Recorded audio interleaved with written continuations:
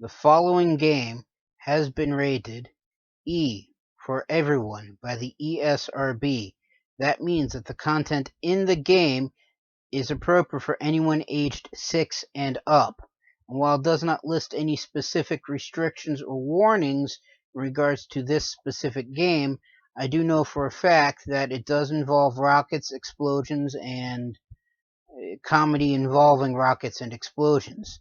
That means if you are under the appropriate age for the video game, or you feel that this content is not appropriate for you, then you should not be watching this video. You have been warned.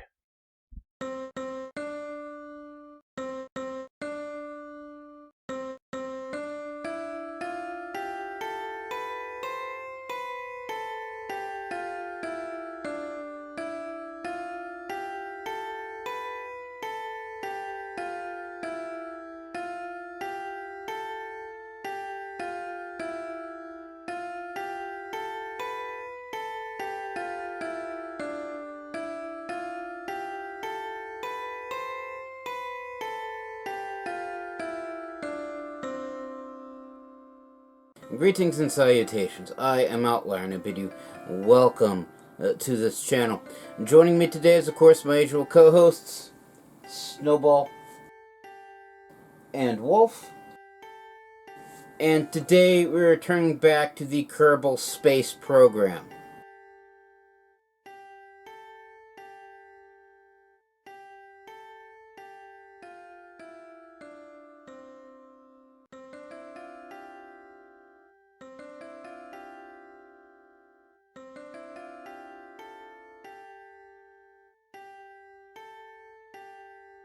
So the premise of the Kerbal Space Program, or I guess Kerbal Space Program is actually its name, there's no "the" in the title, but anyway, the premise of the game is that you essentially run a NASA-like space program for an alien species known as the Kerbals. And given the fact that I have yet to see any planetary surface cities or habitations or any sort of major civilian or civilization markings or the trappings of civilization, I'm assuming they are largely an underground species.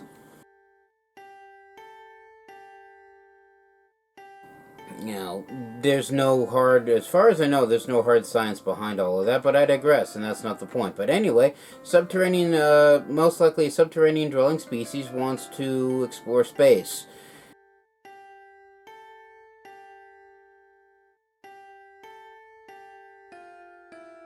So they build a space program, and not knowing anything about how space works, apparently they just send stuff up into the sky, and it's your job to make certain that they can achieve their objectives without, well, blowing everybody up. Although some fatalities may occur, this is a space program after all, but that's not a very nice thing to say, although stuff does blow up.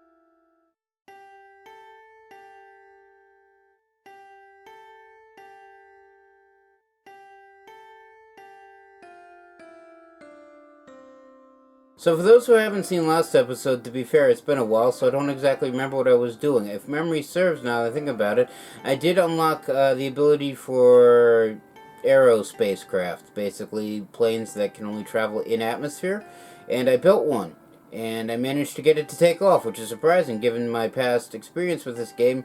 Anything I send down the runway tilts to the left, rolls off the runway, and explodes. This did not, which in and of itself is an improvement. It can barely fly, but it could fly. So I can continue making improvements to that design and keep refining it, or I can go back out to space and try to achieve the next major criteria of a space organization. No, we've done that. The next major hurdle of any space organization is getting into orbit. No, that's just a speed indicator for being in orbit. Being in orbit actually means that you're traveling around the planet without actually, well, landing back onto the planet. It's a delicate and highly scientific process, which I don't fully understand the mathematics of, but basically you travel fast enough in one direction that as gravity pulls you towards the planet recedes away from you, so you don't actually well, the distance doesn't between you and the surface of the planet and slash or fiery death in between doesn't actually get all that much closer. And you stay in orbit until, well, you do something to not have you be in orbit, but that's what I'm going to be trying to do for today, and as such, this game is of course made by...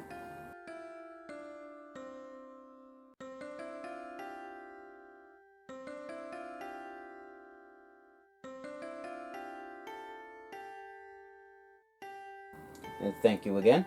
And that being said, let us begin. Alright, so here is the KSC, or Kerbal Space Center.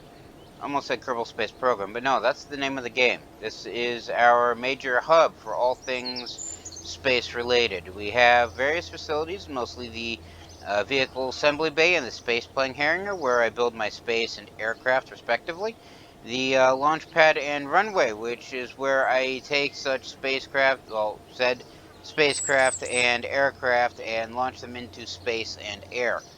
And after those primary buildings, there are several support structures, mostly the tracking station, which keeps track of everything that I send up into the sky and beyond, the mission control center, which gives me various missions and jobs to do while I'm up in the air or space. There's also the astronaut complex, which houses the astronauts when they're not flying to their doom. I mean, for scientific expansion. The research and development facility, which is where I use the science accumulated through various science experiments done while in space and air, to purchase new space and aircraft parts, which allows me to build bigger and better and I would say more efficient, but not really. But basically bigger and better and more useful spacecraft and aircraft. And then there's the administration building, where all the background paperwork happens.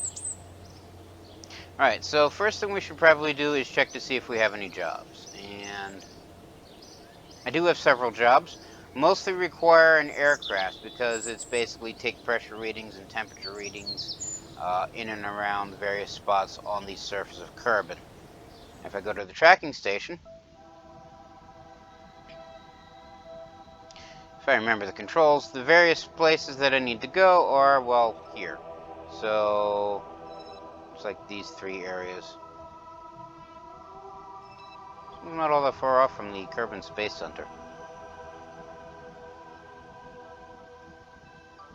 This one, however, is, as are these. And for these two, whatever I need to do, I forget exactly what, I need to be above 18.4 kilometers to do it. And I'm not certain my current aircraft can actually get that high. I think its maximum ceiling, as the term is called, is how high it goes, and it only gets around like 3,000 to 5,000 meters.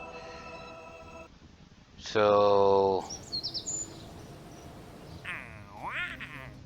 I mean, I could have just come here to check, and so I need to conduct a focused atmospheric survey above Kerbin, which is take pressure readings of flight above 18.5 kilometers near Kerbin's miscalculation.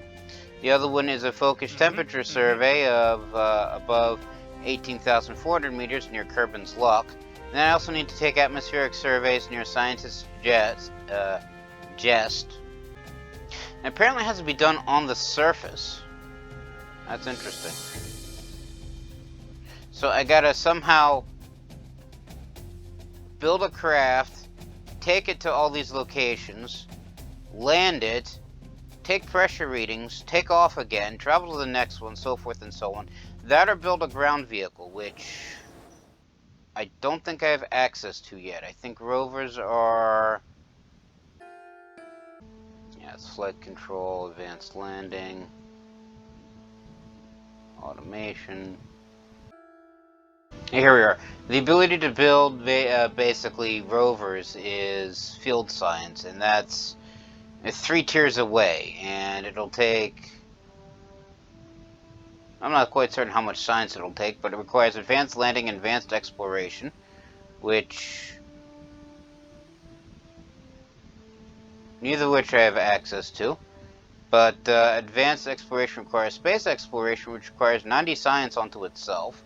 And advanced landing requires landing, which requires 90 science onto itself. Also requires flight control, which requires 45. So just to get the tech required to get the tech for field science, I need 225 science just for these three, not counting what it takes to get these two, and if it's doubling, probably looks like 160 science to get these two. So that's 320, plus the 225-ish. That's like 545 science, not counting what I need for field science, which is 300, so that's like 845 science. Which, at 16.7, I don't really have that much science. Basically, I'm going to have to get to the various exoplanetary bodies just to get enough science just to build rovers. Just to do this one... I'm looking at the right one. Just to do this one job, I'm going to need all of that. Of course, I don't actually need all of that. If I go to the space plane hangar, I do have wheels. I do have a cockpit.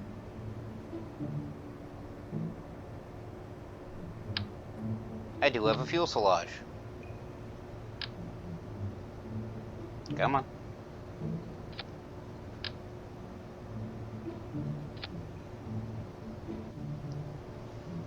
I also even have wheels. That's a microstrut.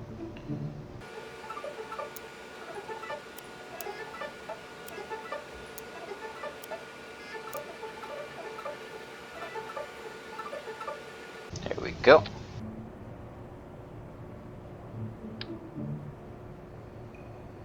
Put it all the way up here so that way it matches. Alright, that was a mistake.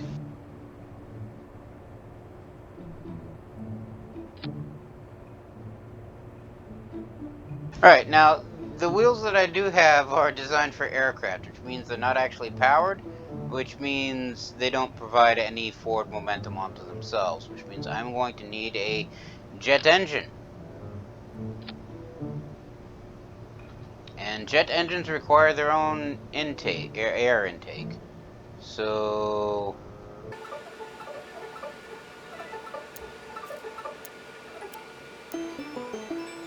stick those there instead.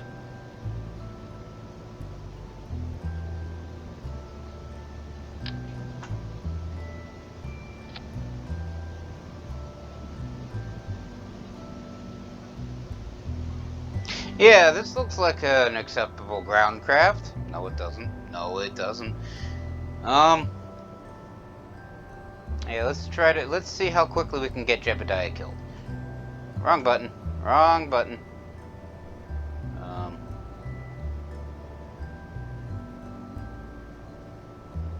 Yeah, let's save this. Should have named it.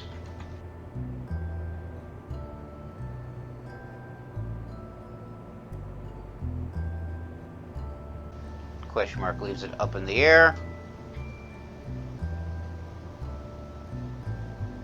Just delete this one that I don't need.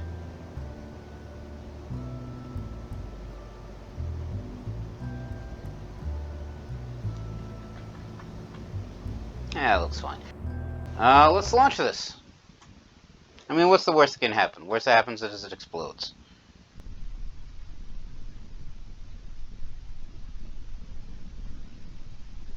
Alright, so...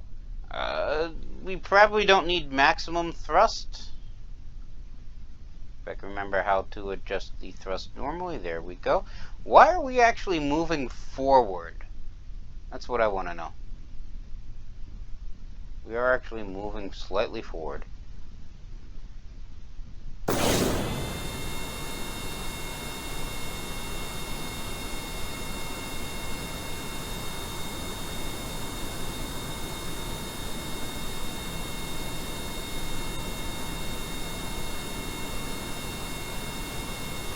I mean, the brakes work.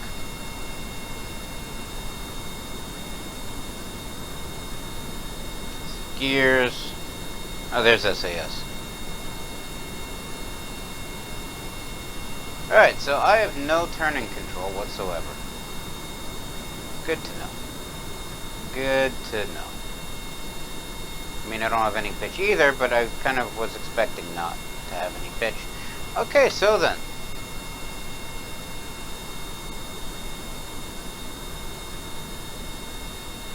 Stop this real quick.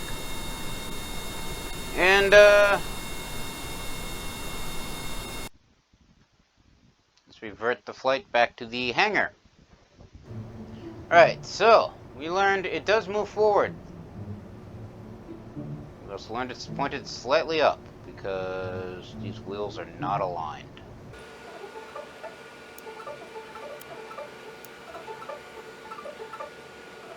You know, if it was already mirrored, I would expect it to be mirrored previously. That's all I ask. Alright, that's much better there. Could have sworn this one had steering. Okay.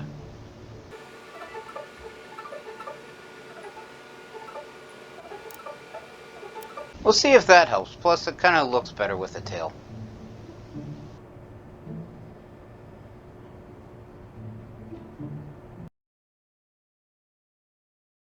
Alright, test number 2. SAS on. I mean, at least it looks a little bit more level. Throttle, let's give it a quarter bit of throttle.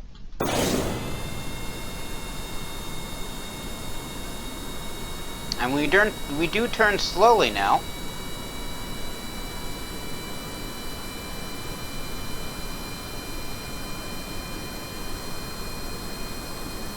This is what I was talking about. Every time I would normally try to take off through the runway, something would, well, cause it to turn left, I'd roll off that hill, and it would explode. And I'm traveling rather fast. So let's bring down the throttle and hit the brakes.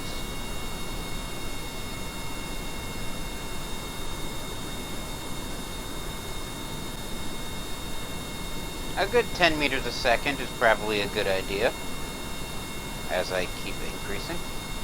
This thing does not have any cruise control. Just kill the throttle exactly, and we're still traveling at 11.2 meters a second.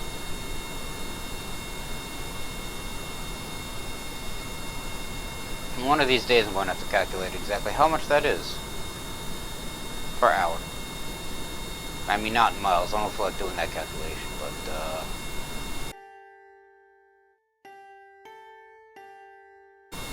Alright, so where exactly do I need to go?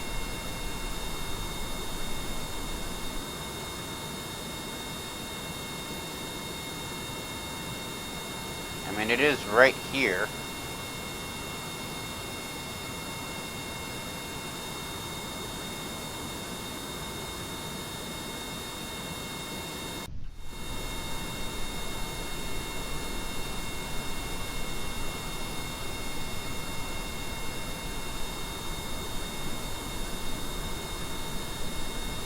Now I'm turning the camera around like I actually expected on the HUD.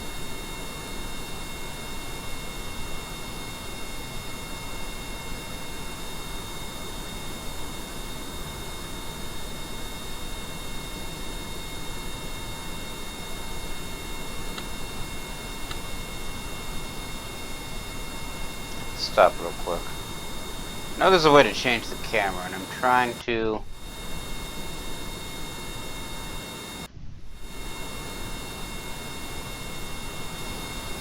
That's cockpit view. I mean, I could use cockpit view.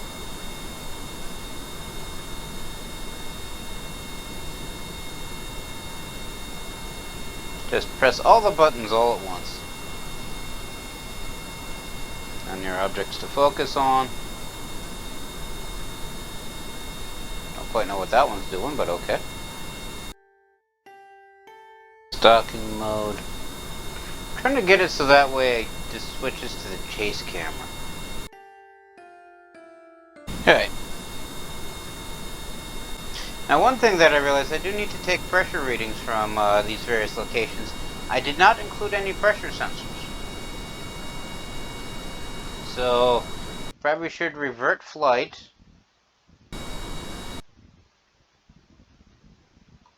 I mean, I know it works now.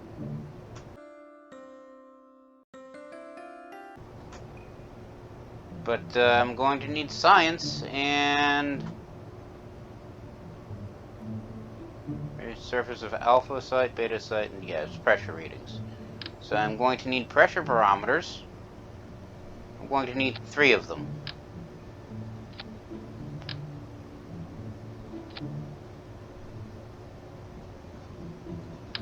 Let's add a couple thermostats just in case.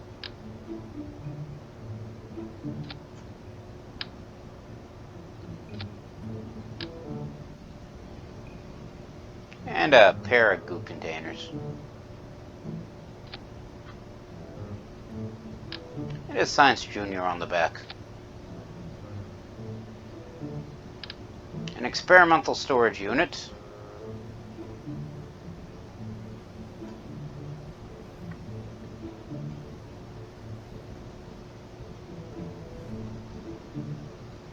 On the back of that, so that way, in case the entire thing explodes, I'll have everything recorded. Alright, let's try it now.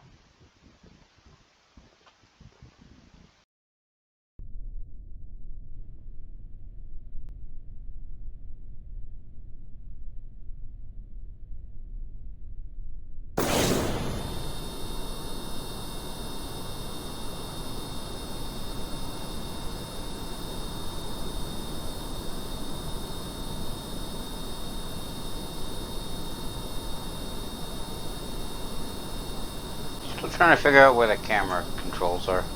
I would like chase mode, so that way I don't have to rotate the camera independently of the spacecraft. That would be nice. And down the hill we go. Probably the most dangerous part of this. And need the map.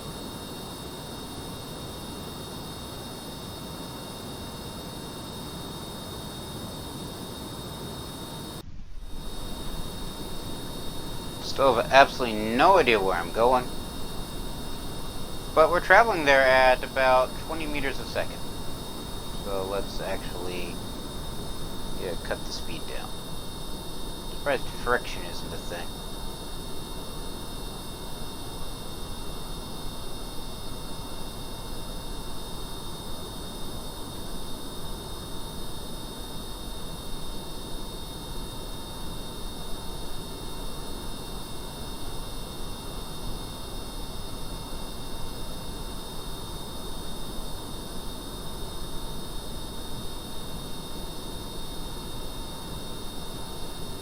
Yeah, so I'm just rolling around looking for where I need to go.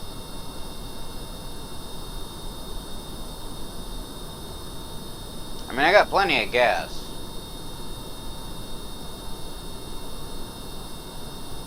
I'm guessing this is one of them?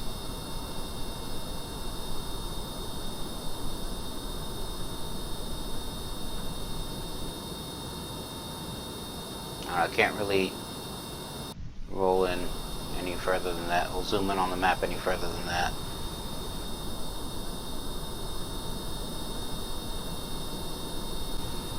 Let's actually stop real quick.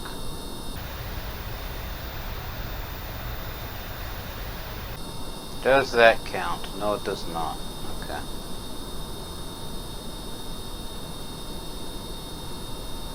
Just reset that. On our way.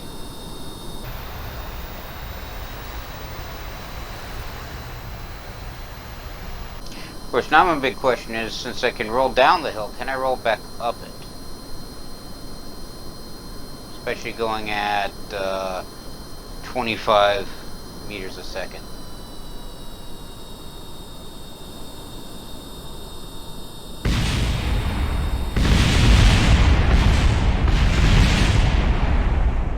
And the answer is no. No, this thing does not go up hills. Okay, good to know.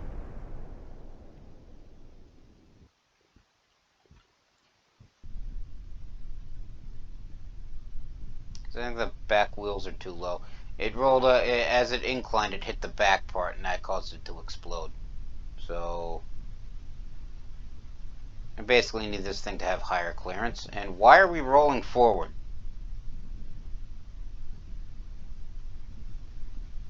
Alright, anyway.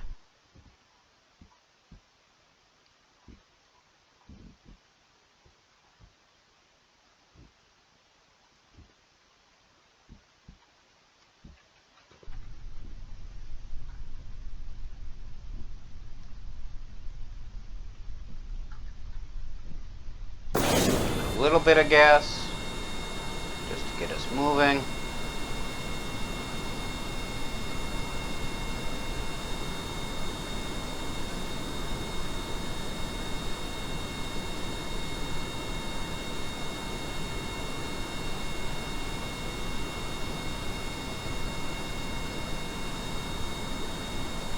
Maybe a little bit more gas.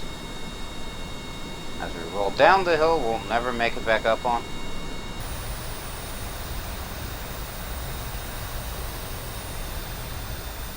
Kill the engine, so yeah.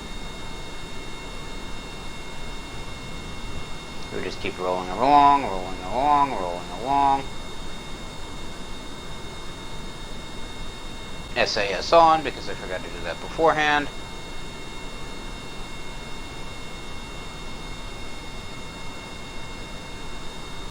Oh, there we are.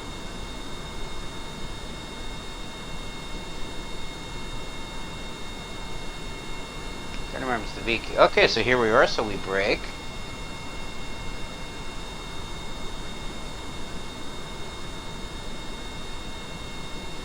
We're still here, right?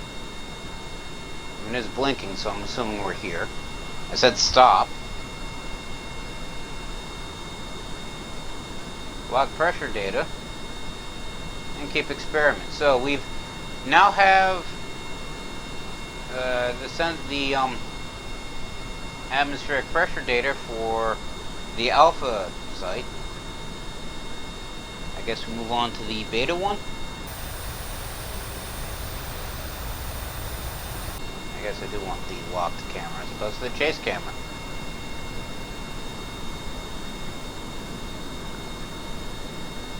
Yeah, there we go.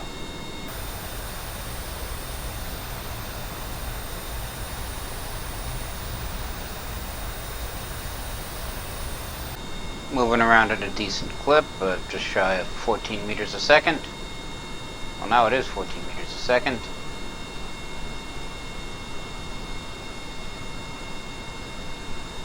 So nice that they put the Kerbal Space Center literally on an open plane with nothing around it. I mean, to be fair, it makes sense. That way, if, you know, something explodes, nothing else gets hit.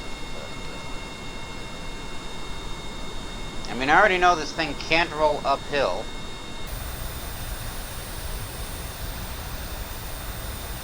And now we're in the beta site.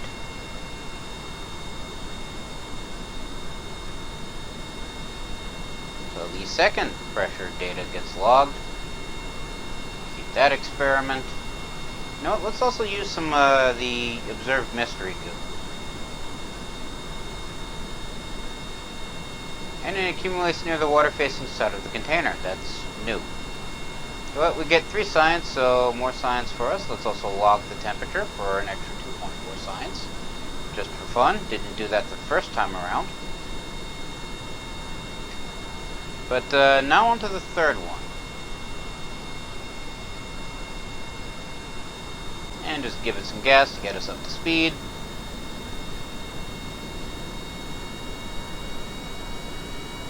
Relock the camera.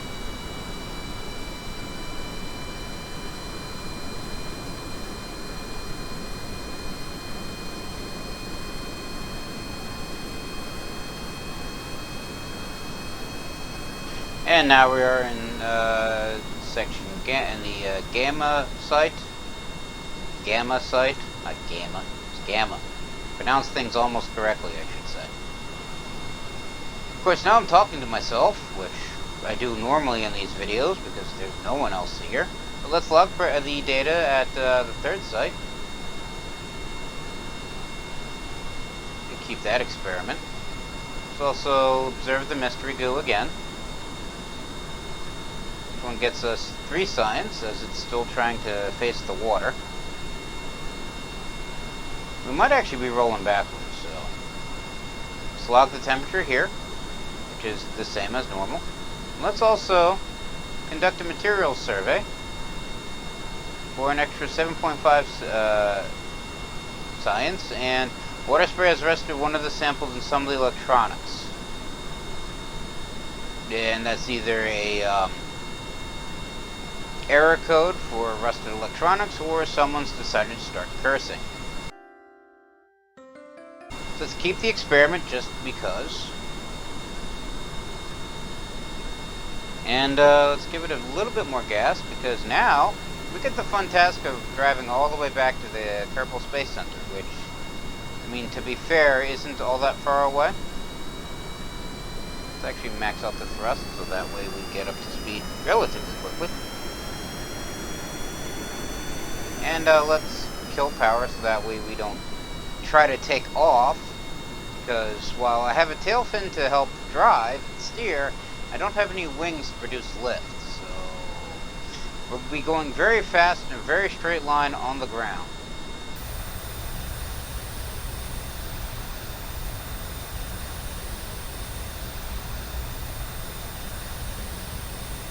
Maybe a little bit more thrust. I do have other things I want to get to.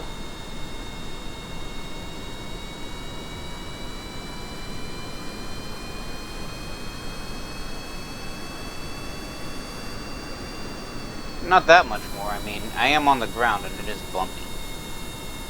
I mean, I can see the VAB from here, and the last thing I want to do is kick it up to like 50 meters a second, realize too late that I'm about to fly into one of my own buildings, and by fly, I mean drive. I might as well be flying on the ground. And, you know, then cause the plane to explode, having to do all of this all over again, because this is the research area as it all explodes.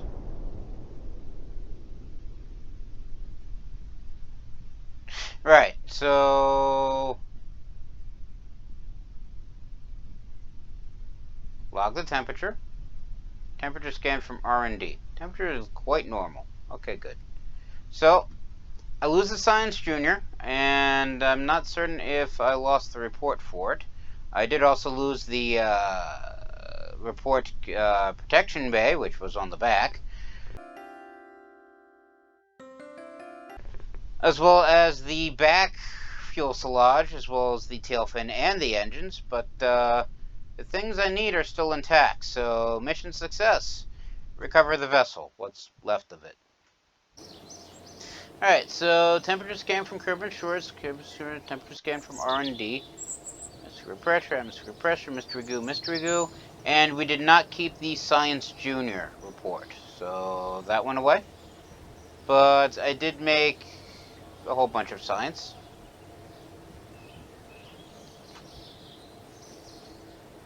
And it looks like the 2 secondary atmospheric pressure scanners didn't net me any science.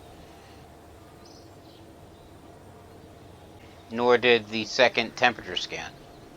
Because the more you use a science object in the same location, the less science you get. But all in all, I earned 12.1 science. Got all these parts back. And Jebediah is fine. Alright, so that mission's in the books. So we're good there.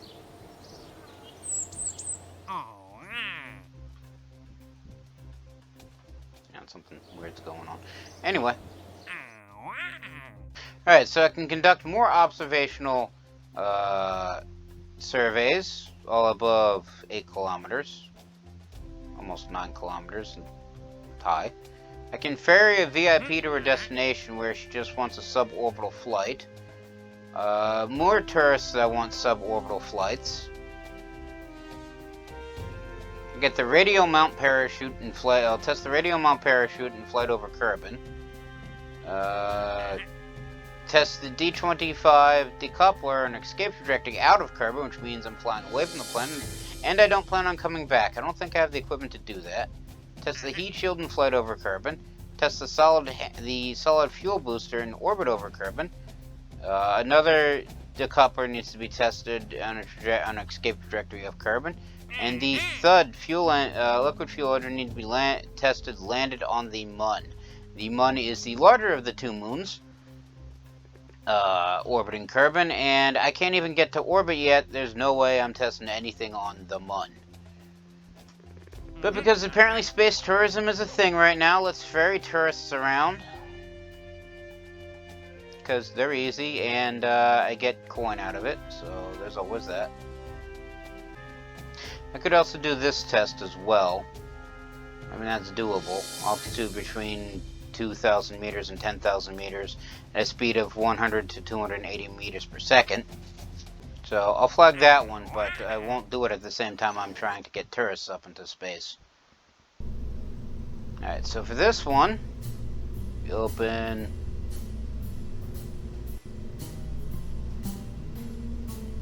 bring out the orbital test flight. Now, this is not what I need for the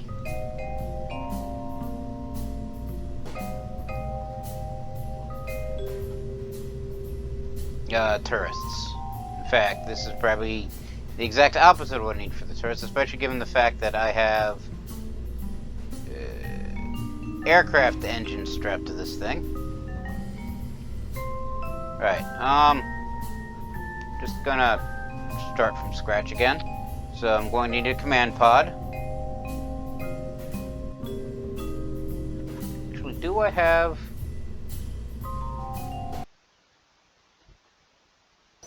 So did I ever unlock the passenger compartment?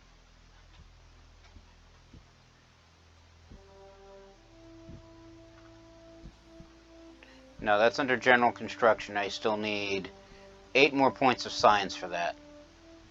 This thing right here. Alright, so this is what I'm going to do. Rather than put in multiple command pods and take all 3 VIPs with me on this one, what I'm going to do is I'm going to delete this, because I don't need it.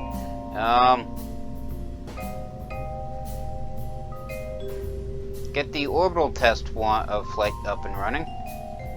Get rid of these engines, because I don't need them. These are...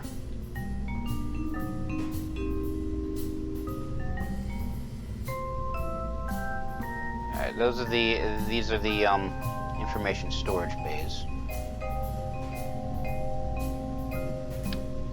Pop this off real quick.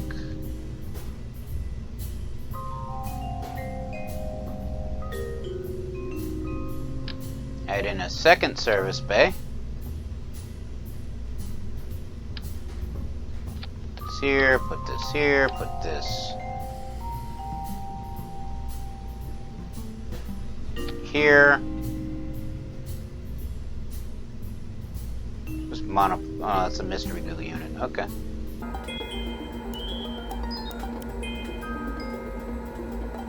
So there's the decoupler between here and there. So I want to pop that off, stick this in here. Then the decoupler goes here, and then the rest of the spacecraft goes here. There. Because if memory serves, the last time I crashed into this thing and broke the protective units that I needed to protect. So these are just the parachutes. These are drogue chutes. They should probably be firing on a different stage than the actual main parachute. In fact, I should probably get extra parachutes.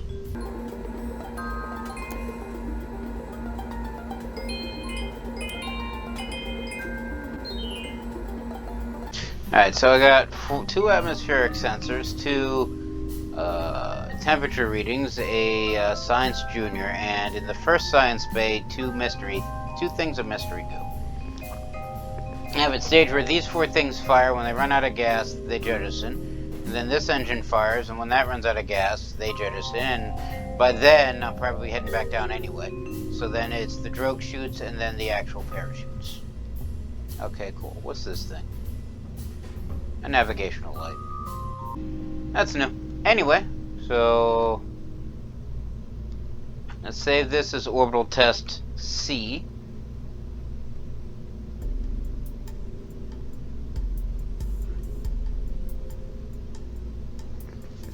And since Jebediah had the last mission, it's now Valina's turn.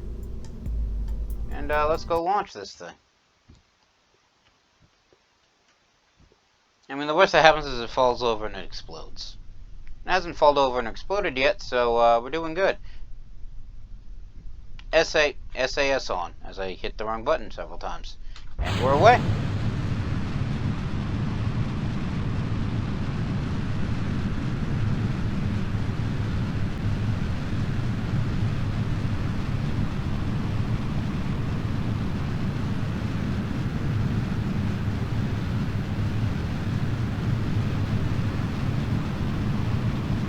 Alright, so let's actually take a pressure reading right now.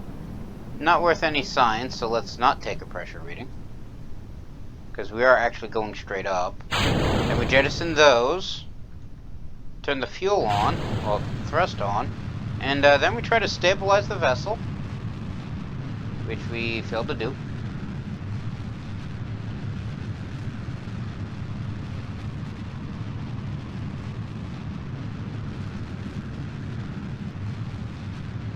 Almost. I mean, we are going up after somersaulting, so there's that. It's just, which direction are we flying in? We're going out to, I'm assuming, C. Yeah, we are. That's up. Let's cut thrust because we're starting to fly, flag red. Angle it a little bit more towards the horizon. A little bit more down. Give it some thrust. Of course, we're actually almost out of liquid fuel, so... I mean, I am practically outside the atmosphere, and now I'm outside the atmosphere. Wrong button.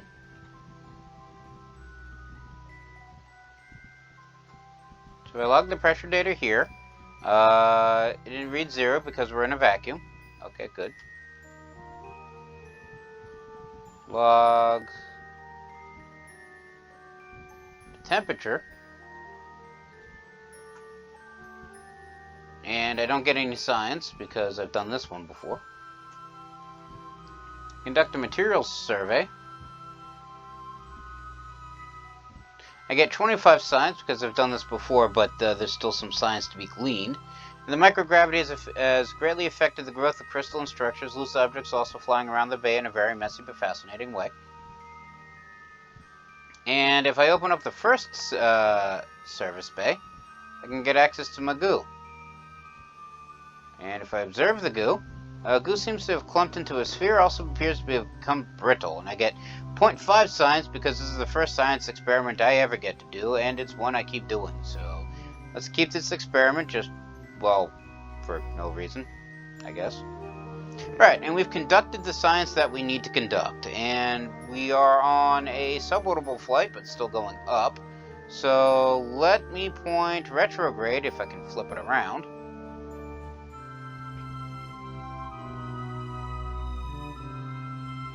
Yep, too much, too much.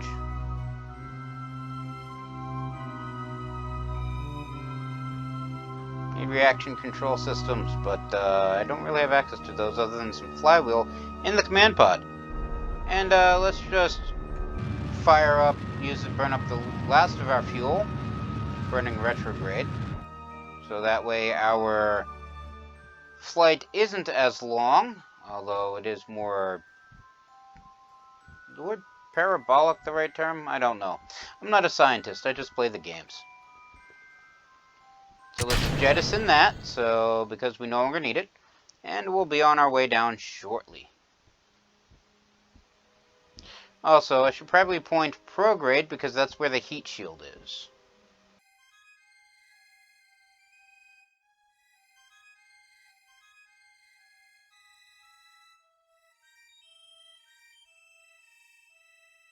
Now we wait. I mean, I can speed up time a little bit.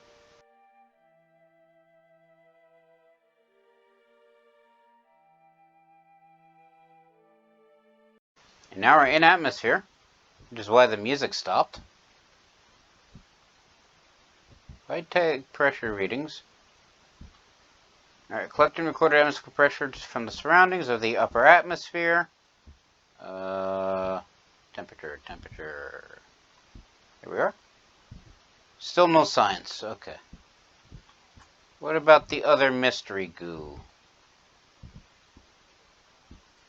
Observe the mystery goo.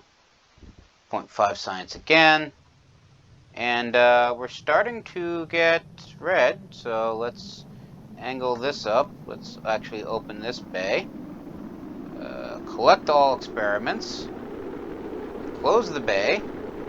Close both bays, because it's about to get very hot. Close the doors on the science junior. Log the temperature. 0.56 science, because... yeah, and I should probably deploy the drogue chutes now. And that slows us down quite a bit. Log the temperature here for another 5.6 science. Add these to the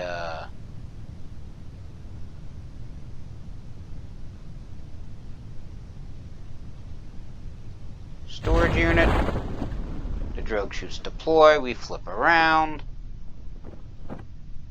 And it's safe to deploy the main parachutes, which we do. And then we fast forward time because this part takes forever and it's, well, somewhat boring.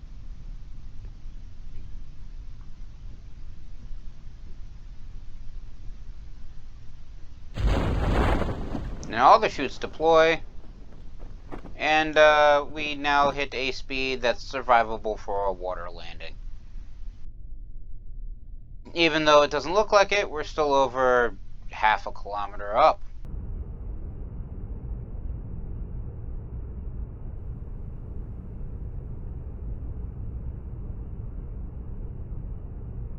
And now we're like 10 meters above the surface. And we land, and because we had the extra parachutes, nothing broke. Let's recover the vessel.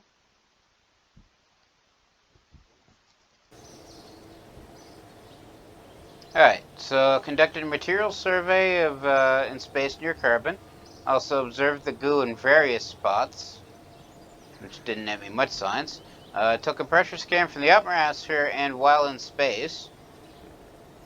And then temperature scan while flying over Kerbal's water. So I should probably have taken the test, because the second temperature scan netted me 0 science. What I probably should have done was actually take the temperature while I was in the water, not above the water. But anyway, I made 54.4 science, netting me 92.2 science in total.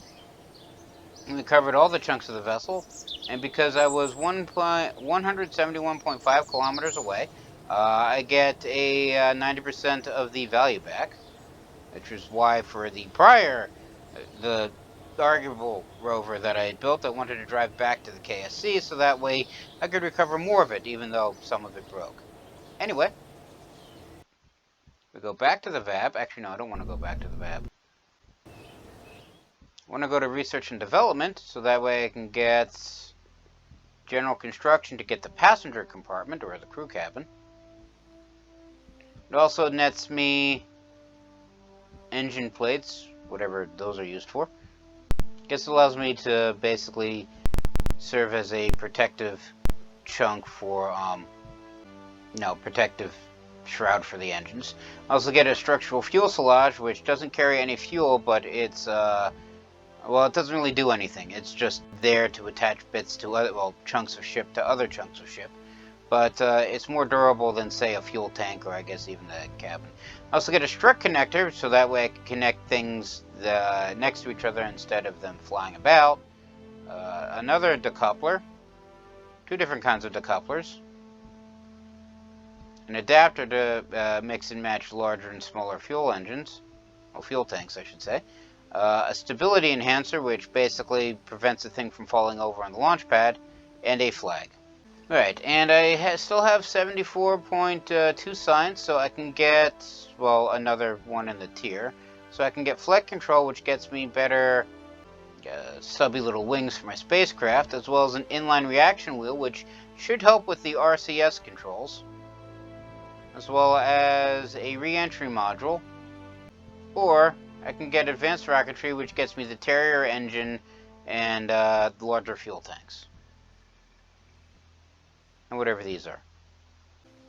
Oh, these are just firework launchers. Never mind. Get extra adapters. Alright, so let's unlock this because I get extra fuel tanks.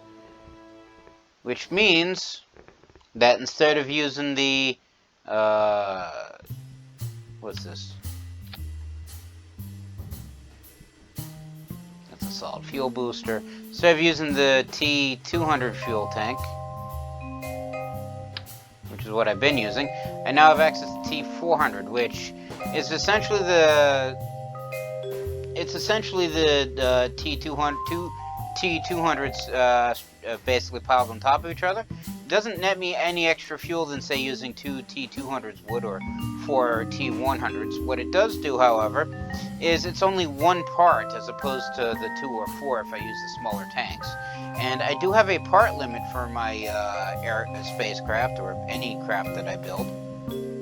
So if I don't, and if I hit the maximum, I can't add any more. So what the larger fuel tanks allow me to do is it allows me to basically build the same sized craft with fewer parts, which means I can use more parts for other things. So now if I take all of this off and just, well, toss it, I can get these two. Go to engines. The Terrier is not a very powerful engine. However, it doesn't use fuel all that much. So while I don't like using it for, say, the main portion of the spacecraft, what I do like using it for is, well, I don't like using it for getting it up into space, but I do like the Terrier for the actual spacecraft. So there's that. Anyway, let's just get rid of all of this because I feel like it. And then I go to... Alright. Where is... Here we are, utility. Passenger cabins, that's what I'm looking for.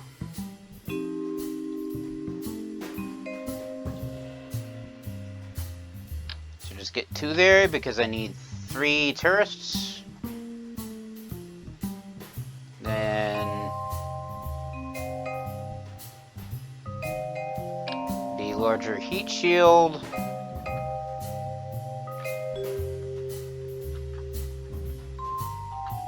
Flipped around so that way it fits on top.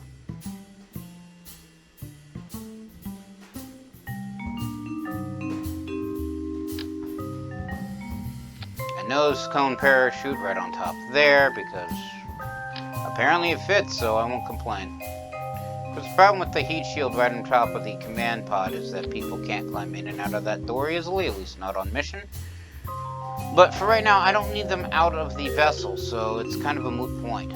Plus, I think there's actually a door on the back of the passenger thing. Then radar mount chutes here. Does cover the window slightly, but it'll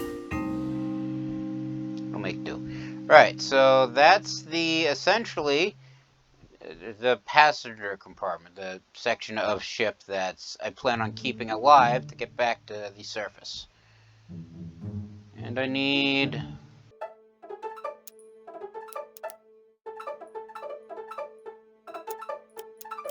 Pop into service bays. And then the passenger cabins, and then these fuel tanks. I mean, they will cover the windows, so that way you can't really see what's going on, but, well, they serve a purpose. A purpose that I will explain shortly. And then I put the Terra engines on these fuel tanks. And for aerodynamic purposes, Nose cones. Yes, now this almost looks like a vessel.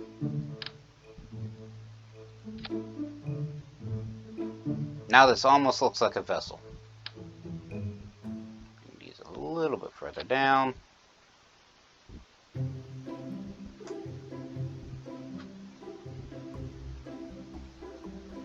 More radio chutes here. Do I have...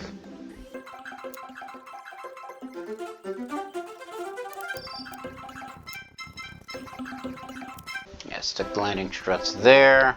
Put this back. Put this back on radial symmetry. There we go. So now I have landing gear to land.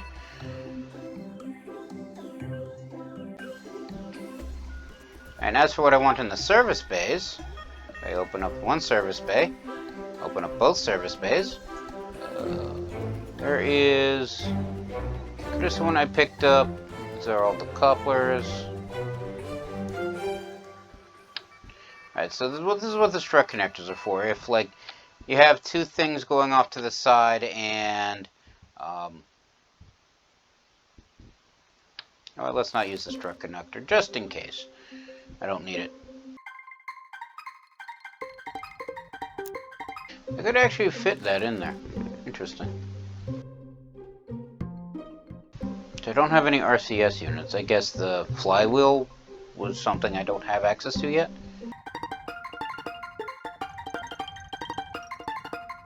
And we get a whole bunch of batteries.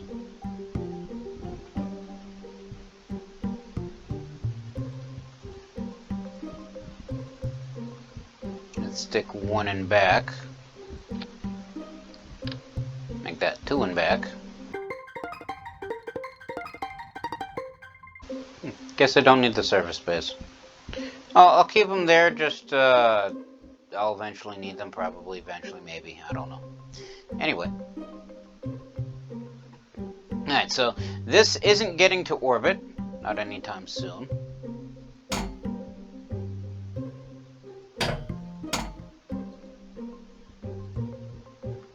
So what I need is a radial decoupler, wrong decoupler.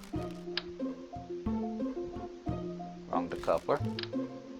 Wrong decoupler. Right decoupler. What was the first one? Oh well. What's the engine plate for? Huh. Okay. And then I'm going to need more fuel tanks. So as you can see, the T200,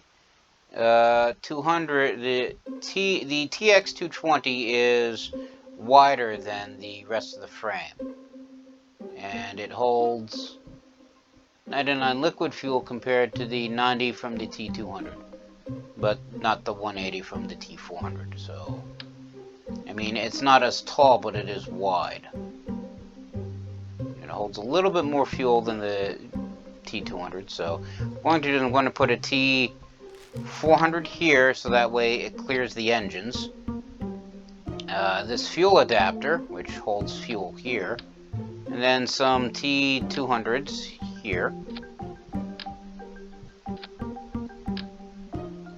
Like 4 of those. And, just better thrust to weight ratio.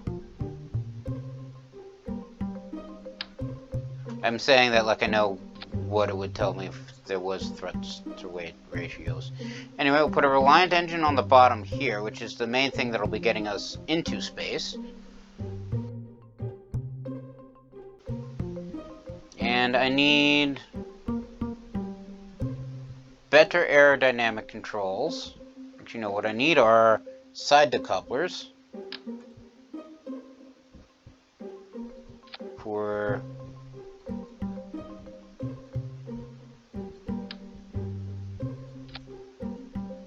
the solid fuel engines.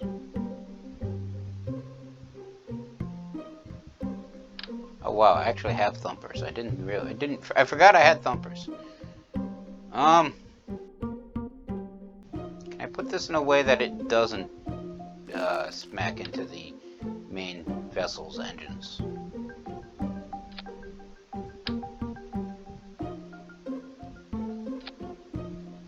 Guess like that.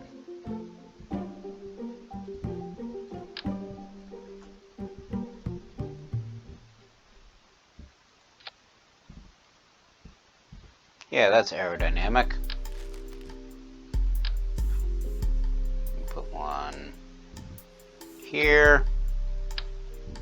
Put one here. They shouldn't conflict with each other, right? I mean, they probably will, let's be honest. Aerodynamic nose cone on top of all of them. Yeah, that looks like it's going to explode.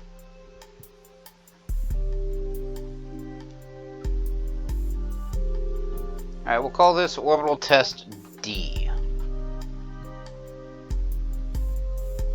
And we'll save this.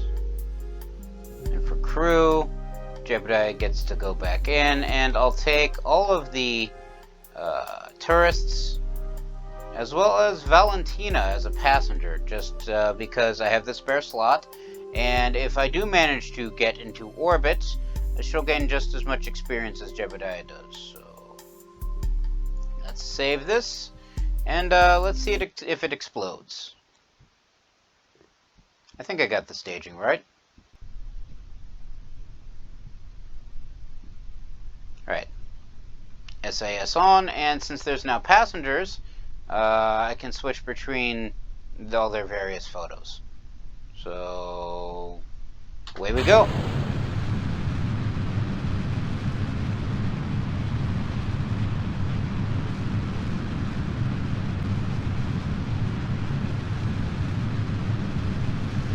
Now, the Thumper is the biggest solid fuel rocket I believe I have. I like using it because it's big and it has a lot of gas. So, you know, this is just it going on its own, but if you notice, Jebediah's having to fight the yaw, which means I'm having aerodynamic issues. The thing wants to just flip around in a circle. And I just realized these engines are off with the parachutes. So what I want is another station here, and then put those there. Right, and I'm out of solid fuel, so these go away. Thrust to maximum, and we fire. And I want to try to get it so that way we don't flip around.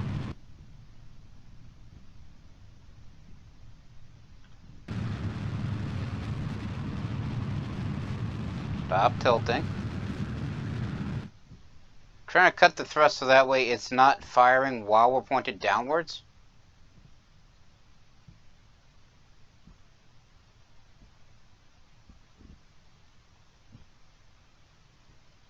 I was trying to get it so that way we stop the pitch. So what I probably should do is, because the thruster is going to cause all manner of problems, just try to get it to prograde and fire. Or at least get it pointed up to fire.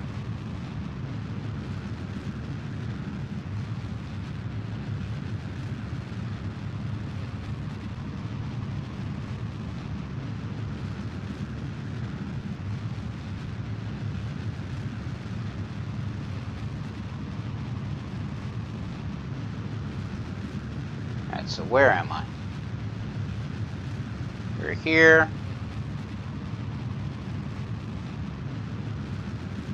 About halfway to, not even halfway to the atmosphere.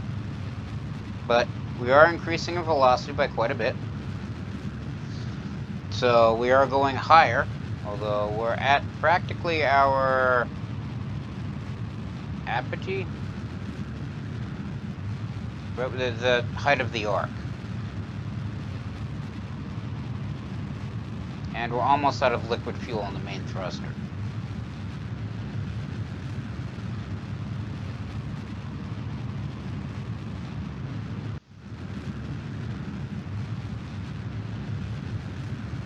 Alright, so that's gone, so we jettison that. And turn on the Terriers. And accidentally jettison and accidentally fire off the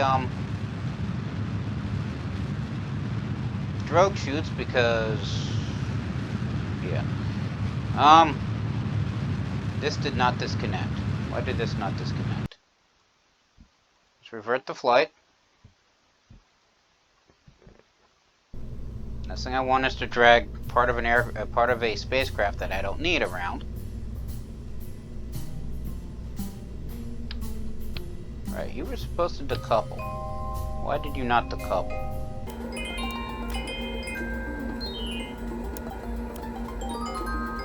Let's fix that whole staging part.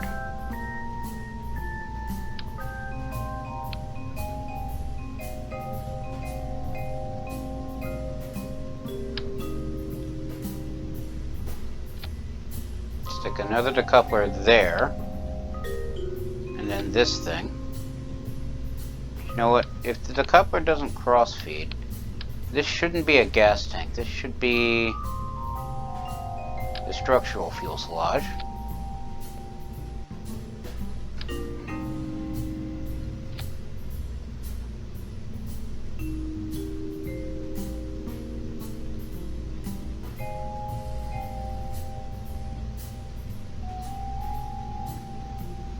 There, so it's thumpers, then they decouple, then the main engine, then that decouples when it runs out of gas.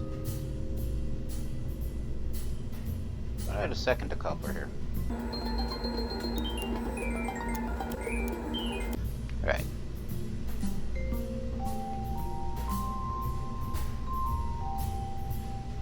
So thumpers, the decoupler, this thruster, no, this thruster, and then when on the off chance these get stuck again, I have two decouplers, one to detach the rest of the empty fuel tanks in the thruster, and another thruster to remove the structural part, the coupler to remove the structural part. On the off chance that this decoupler gets stuck, I'll keep this structural component but not the rest of it. And then it's just the main spacecraft. So let's see if this works. Let's save this and yep, crew is the same. Let's launch. Alright, SAS on, thrust to maximum, fire.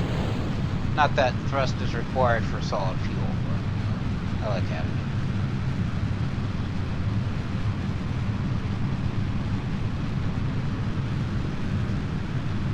And again, yaw's at maximum, so Jebediah is fighting to keep this thing upright. And it looks like it's not actually always completely upright, but hopefully the thumpers will run out of gas before we start somersaulting. Or cartwheeling, I guess it is.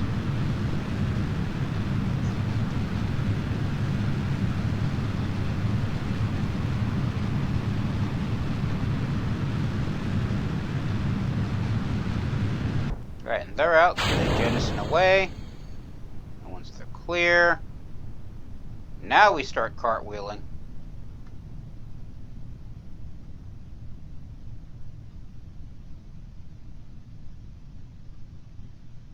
And now we fire the thruster to help gain control.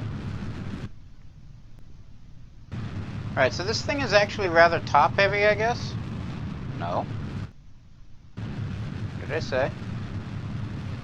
I think this is actually the direction I'm spinning in, so I want to counteract that.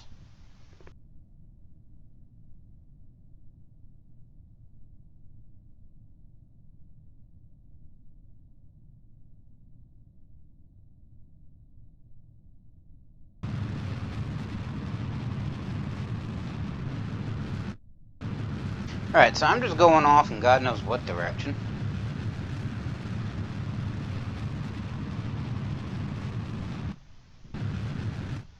I keep pointing downwards. What does our arc look like? Of course, it's going to take forever just to get... Oh, we're actually heading downwards. Okay. Right. This is not going to work.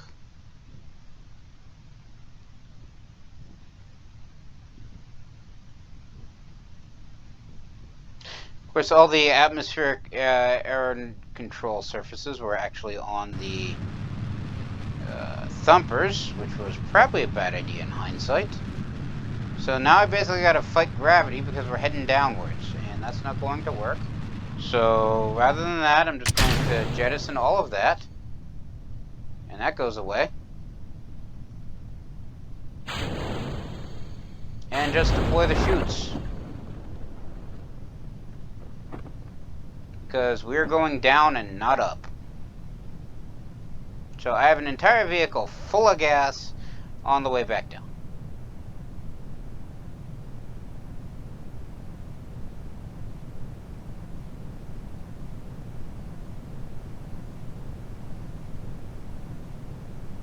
These parachutes are designed to work if the craft is out of gas. And then we pop the mains, which is why I have 4 of them. And we actually, even though the thing's full of gas, end up at a somewhat survivable speed. And just get down closer. Deploy the gear, deploy the landing struts, because I have a feeling we're actually going to need them, even though I had them on there just because. This is above ground, I should be looking at AG, not AS. Above ground altitude as opposed to above sea level.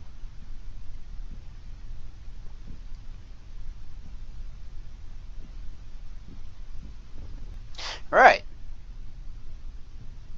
And we actually managed to survive. I've expected the parachutes to rip off. I mean, we're tilted, and the thing's going to fall over and explode if the struts give way, but they're alive. So let's revert flight back to the vehicle assembly bay. Alright, so what have I learned? I have learned that this is not a good design.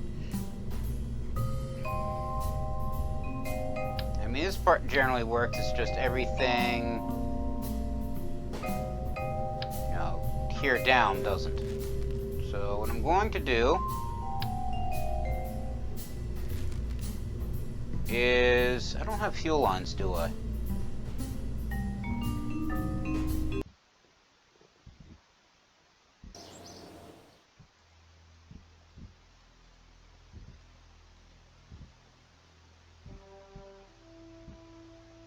Oh, actually I get rover parts, the basic rover parts right here at Space Exploration, so technically next tier up.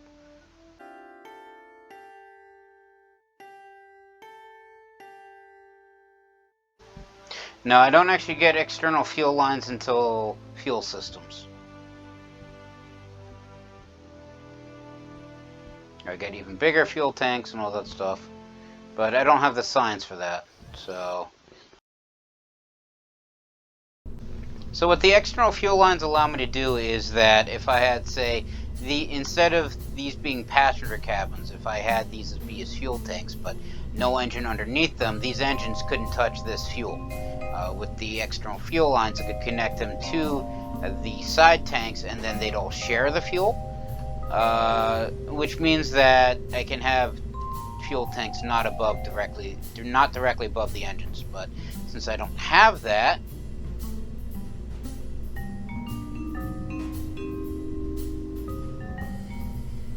I'm going to have to go with the structural frame for here.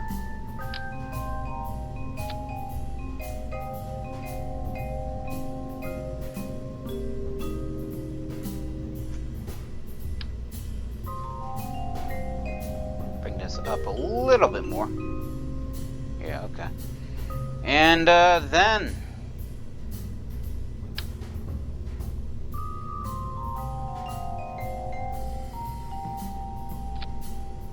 Now this is a more structural fuselage. And then have the fuel tanks.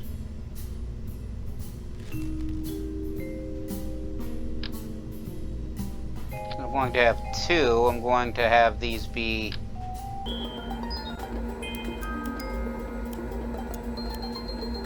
the T400s.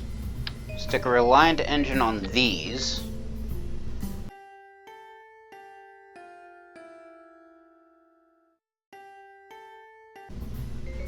I'm making them beneath the structural elements because I plan on building 2, but I want them to be, well, mirrored, and it's easier to do it this way, just build 1 and then go with symmetry, as opposed to fighting symmetry to get what I want, especially with aerodynamics and putting winglets on, like this side and then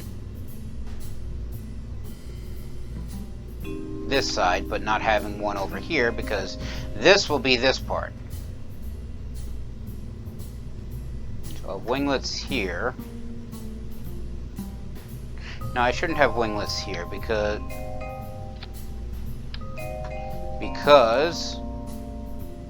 of radial decouplers here.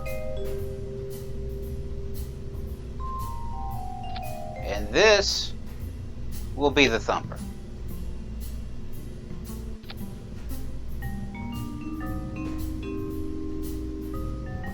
Maybe put this a little bit further down.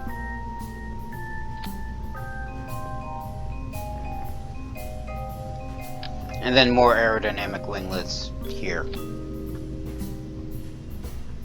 And nose cones here.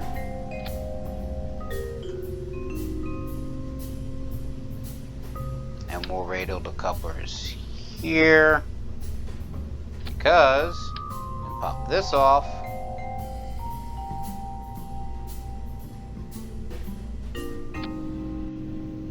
We get that.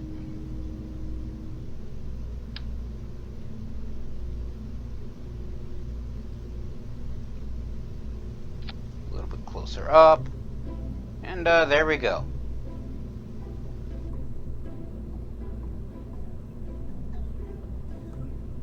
Alright, so we've messed with the symmetry. The thumpers go, and then these decouple. And then, not symmetry, staging. These engines go, and then these decouple, as do these, and then I'll have the Terrier engines and the actual spacecraft.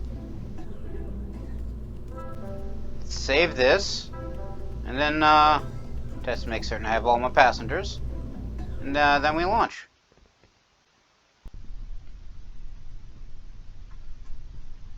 Right, it hasn't fallen over yet, so good sign. SAS on. Thrust to maximum, and fire. We're still having yaw issues. And I just realized I did not have winglets on these sides. And we're still slightly tilting. Not slightly tilting, we are heavily tilting.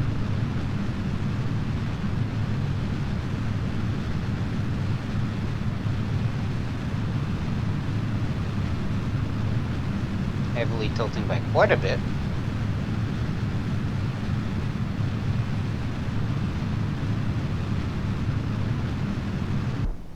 Okay, so those. We'll see if this works, because the Reliance is supposed to have thrust vectoring, which means while they're on, they're able to tilt their thrust in whatever direction I want to help with steering. So if I keep them going straight upwards,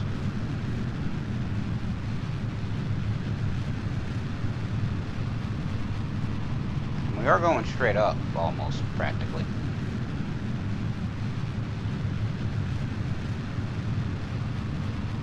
We're also rotating, apparently.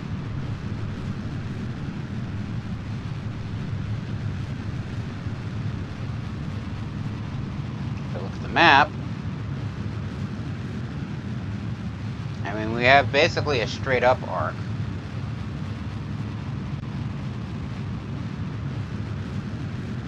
And we're almost out of gas.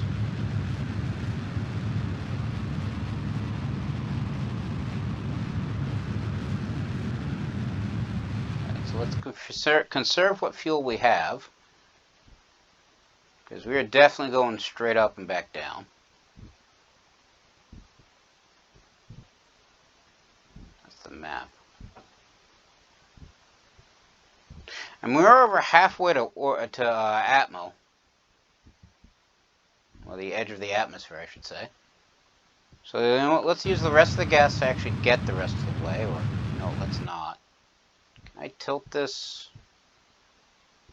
Alright, so we're high enough that the air won't actually cause us to flip around, but controls are still problematic.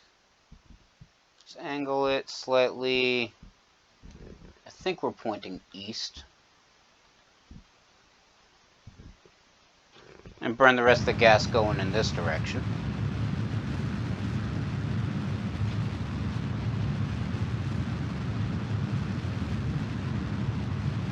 Alright, and those are gone, so we jettison these. At least try to. And turn on the carriers.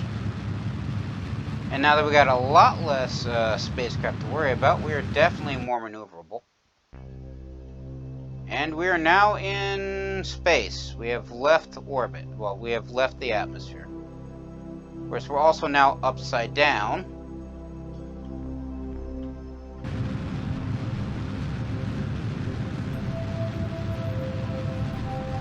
Now we're not.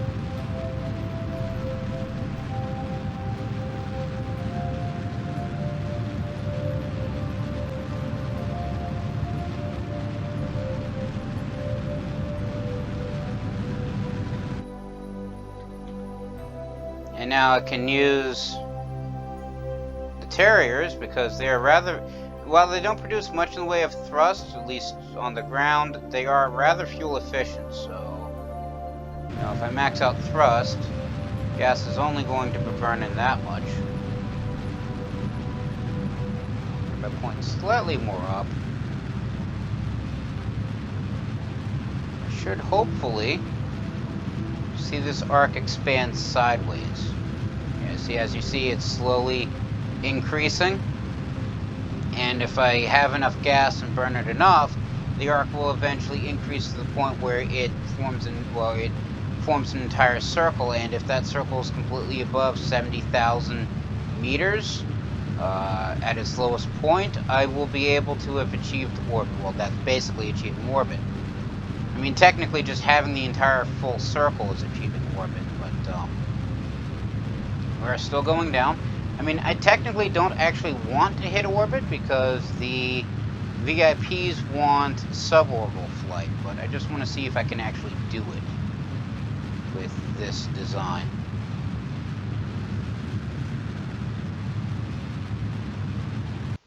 And it doesn't look like it because I'm already below the atmosphere. So I'm actually back in the atmosphere right now, trying to burn upwards. And it's not working. So cut the engines. Where is retrograde? There we are.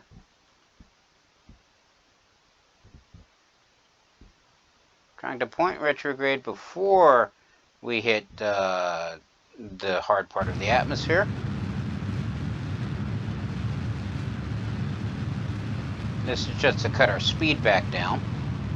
That way braking's easier.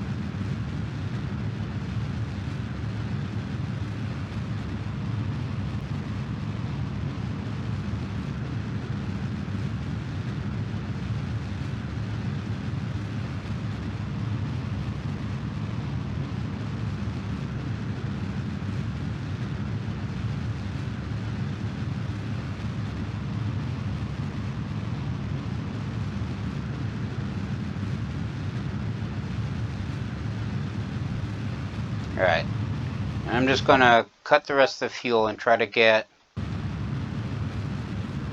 thrust vector to actually steer.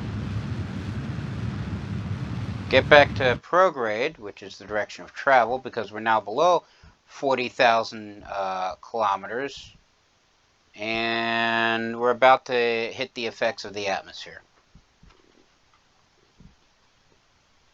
Any minute now.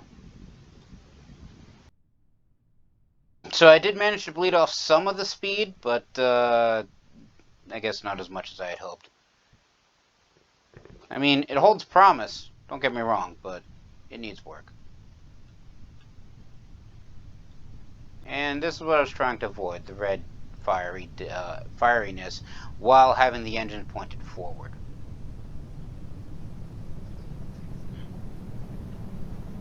But red has turned white, which means we're slowing down.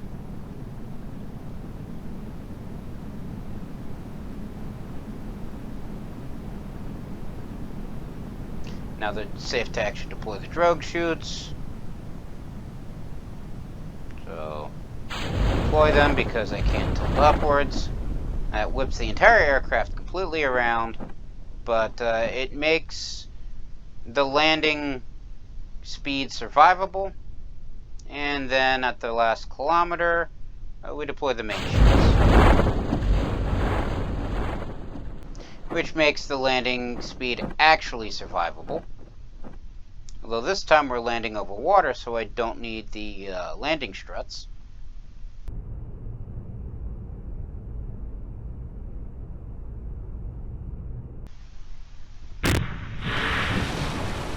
And we hit water and flop over. But you know what? Everybody's alive, and the main portion of the aircraft is, well, as far as I know, largely intact.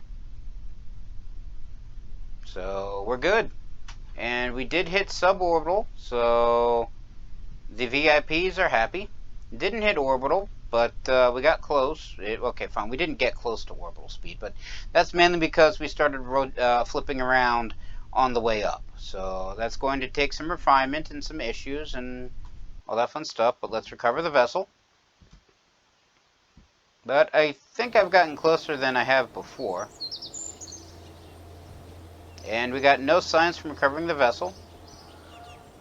We were 112.3 kilometers away, so we retained 92.8% of the vessel's value. And nobody gained experience except for the VIPs, but I won't see the VIPs ever again, so they don't matter.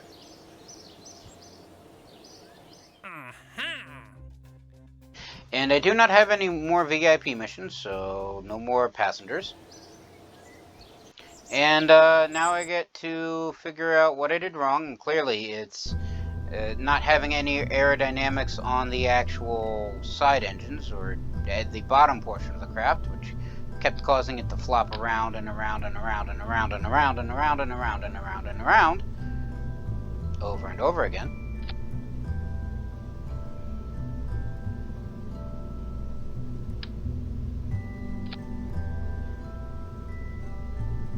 And then I'll put some here just to help stabilize it on this side.